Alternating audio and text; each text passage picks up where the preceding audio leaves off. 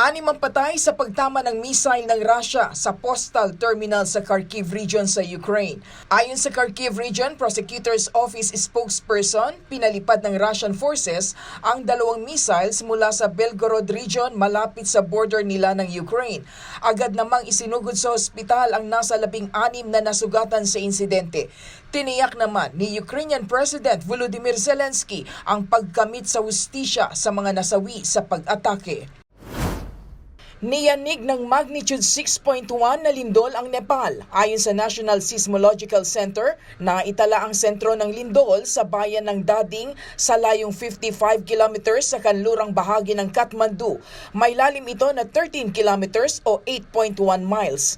Noong 2015, naitala rin sa Nepal ang isa sa pinakamalakas na lindol na nasa magnitude 7.8 kung saan 9,000 ang nasawi.